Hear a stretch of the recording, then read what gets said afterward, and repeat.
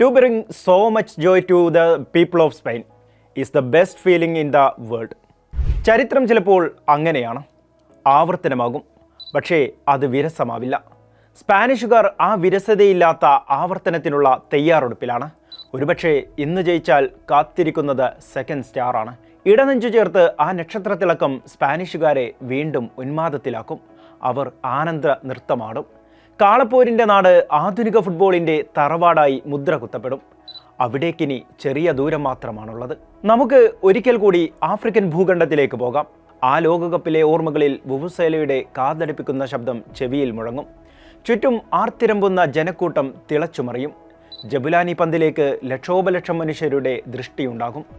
ഗ്രൗണ്ടിൽ വക്കാവക്കാപ്പാട്ടിൻ്റെ ഈരടികൾ വീണ്ടും വീണ്ടും മുഴങ്ങുന്നു. ഒടുവിൽ സ്പെയിൻ്റെ കിരീടധാരണം. അങ്ങനെ പുതിയ കാഴ്ചകളും അനുഭവങ്ങളും നിറഞ്ഞൊരു ഫുട്ബോൾ ലോകകപ്പ്. ആഫ്രിക്ക വിസ്മയമായിരുന്നു, ലോകത്തിനും സ്പാനിഷുകാർക്കും.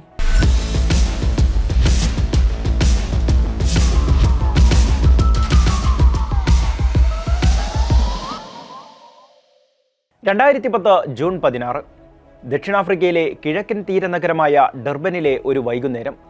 4 മണി നേരമാണ്. മോസസ് മാബിദ സ്റ്റേഡിയത്തിലേക്ക് സ്പാനിഷ് ആരാധകരുടെ ഒഴുക്കാണ്. യൂറോ ചാമ്പ്യന്മാരായ സ്പാനിഷുകാർക്ക് ആവേശം അതിരുകടന്നിട്ടുണ്ട്. വിസൻ ഡെൽ ബോസ്ക് എന്ന വിഖ്യാത പരിശീലകനിൽ അവർ അത്രമേൽ വിശ്വസിക്കുന്നു. ലാറോജിയുടെ ഗാനങ്ങളാണ് അന്തരീക്ഷത്തെ മനോഹരമാക്കുന്നത്. ചുവന്നു തൊടുത്ത തെരുവ് നിറയെ ആഘോഷ തിമിർപ്പിലാണ്. സ്വിറ്റ്സർലൻഡാണ് ആദ്യ മത്സരത്തിലെ എതിരാളികൾ. സ്പെയിൻ ലോക ഫുട്ബോളിലെ രണ്ടാമന്മാരായി ഫിഫ റാങ്കിങ്ങിൽ ബഹുദൂരം മുന്നിൽ. സ്വിറ്റ്സർലൻഡ് 24-ാം സ്ഥാനത്താണ്. കിക്ക് ഓഫിന് പിന്നാലെ കുറിയ പാസുകളാൽ സ്പെയിൻ സ്വിറ്റ്സർലൻഡിനെതിരെ പരീക്ഷിച്ചുകൊണ്ടേയിരുന്നു. ഒരു വേള ജൊറാദ് പിക്കെ ഗോളടിച്ചെന്നുവരെ കരുതിയതാണ്. പക്ഷേ സ്പെയിനിനെ ഫിനിഷിംഗ് പ്രശ്നം ബാധിച്ചു. 52-ാം മിനിറ്റിൽ സ്വിസ് താരം ഗെൽസൺ ഫെർണാണ്ടസ് സ്പെയിനെ ഞെട്ടിച്ചു. സ്പാനിഷ് ബോക്സിൽ നടത്തിയ കൂട്ടപ്പൊരിച്ചിലിനൊടുവിൽ നായകൻ ഐക്കർ കസിയസിനെ മറികടന്ന് വലയിൽ പന്തെത്തി.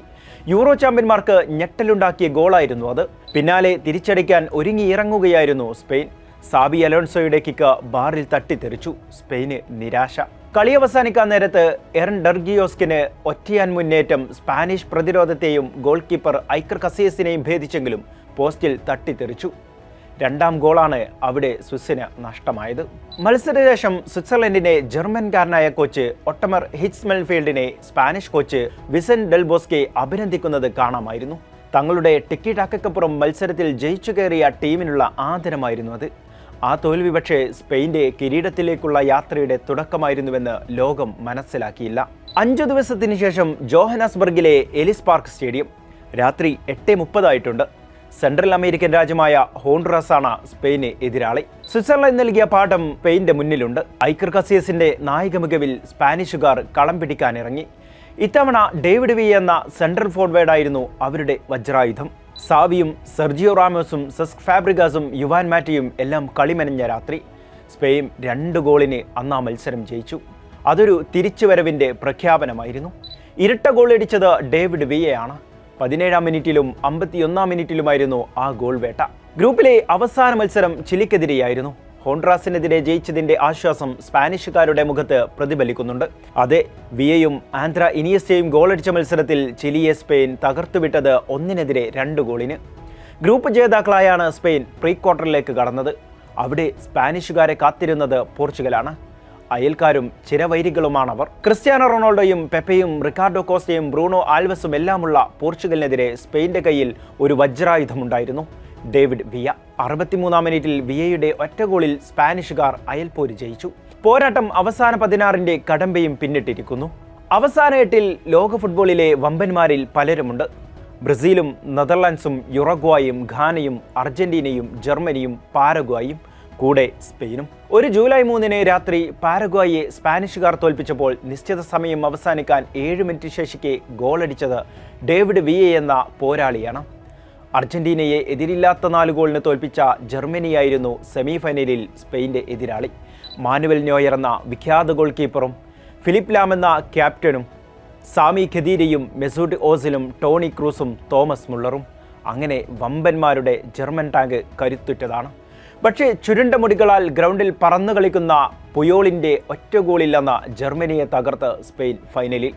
ചരിത്രത്തിലാദ്യമായാണ് സ്പെയിൻ അന്ന് ലോകകപ്പിൻ്റെ കലാശ പോരാട്ടത്തിന് എത്തിയത്. ഫൈനലിൽ നെതർലാൻഡ്സ് ആയിരുന്നു എതിരാളി. ജോഹനാസ്ബർഗിലെ സോക്കർ സിറ്റി സ്റ്റേഡിയത്തിലേക്ക് ലോക കിരീടത്തിൽ കന്നിമുത്തം ലക്ഷ്യമിട്ടെത്തിയ 2 യൂറോപ്യൻ പോരാളികൾ നിലയുറപ്പിച്ചു. ഓറഞ്ച് ആർമിക്ക് പക്ഷേ 3ാം ഫൈനലായിരുന്നു അത്. 1974-ലും 1978-ലും ശേഷം 2010-ലും അവർ ഫൈനലിലെത്തി. ആരൻ റോബനും സ്നൈഡറും റോബിൻ വാൻ പേഴ്സിയും ഉൾപ്പെടുന്ന സംഘം കപ്പെടുക്കുമെന്നാണ് ലോക ഫുട്ബോളിലെ നിരീക്ഷകരെല്ലാം ധരിച്ചത്. പക്ഷേ അന്ന് ഫൈനൽ ആവേശത്തിൻ്റെ അലയൊലി സൃഷ്ടിച്ചുകൊണ്ടേയിരുന്നു. ഓരോ മിനിറ്റും ഫുട്ബോൾ പ്രേമികളെ ആവോളം ത്രസിപ്പിച്ചു. സെർജിയോ റാമോസും ജെറാർഡ് പിക്കെയും സെർജിയോ ബുസ്കറ്റ്സും സാവി അലോൺസോയും സാവിയും ഇനിയസ്റ്റയും ഡേവിഡ് വിയയും സെസ്ക് ഫാബ്രിഗാസും അങ്ങനെ സ്പാനിഷ് പടയാളികൾ ടിക്കി ടാക്കിയിലൂടെ മൈതാനം കീഴടക്കി. നെതർലൻഡ്സ് പ്രതിരോധത്തെ പലതവണ വിറപ്പിച്ചെങ്കിലും ഗോൾ പിറന്നില്ല. ഒടുവിൽ നിശ്ചിത സമയവും പിന്നിട്ടു. എക്സ്ട്രാ ടൈം അവസാനിക്കാൻ ഇനി ശേഷിക്കുന്നത് കേവലം 4 മിനിറ്റ്. പകരക്കാരായി ഇറങ്ങിയ ജീസസ് നെവസും ഫെർണാണ്ടോ ടോറസും സെസ്ക് ഫാബ്രിഗസും ചേർന്ന് നടത്തിയ മുന്നേറ്റത്തിനൊടുവിൽ പന്ത് ഇനിയസ്റ്റയുടെ കാലിലേക്ക്.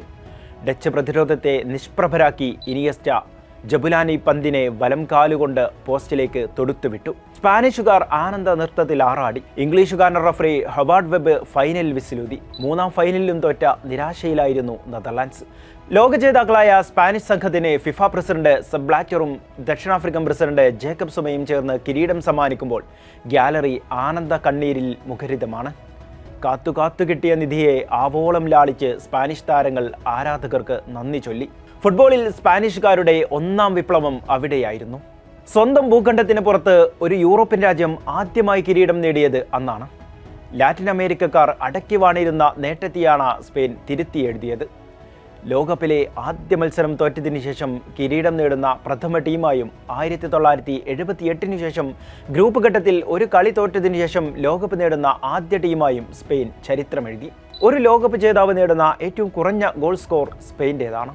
ടൂർണമെൻറ്റിലുടനീളം കളിച്ച 7 മത്സരങ്ങളിൽ ആകെ നേടിയത് 8 ഗോളുകൾ മാത്രം. നോക്കൌട്ട് ഘട്ടത്തിലെ എല്ലാ മത്സരങ്ങളും സ്പെയിൻ ജയിച്ചത് ഒരേ ഒരു ഗോളിനാണ്. ചരിത്രത്തിൽ സ്പെയിൻ അങ്ങനെ പല നേട്ടങ്ങളാൽ രേഖപ്പെടുത്തപ്പെട്ടു.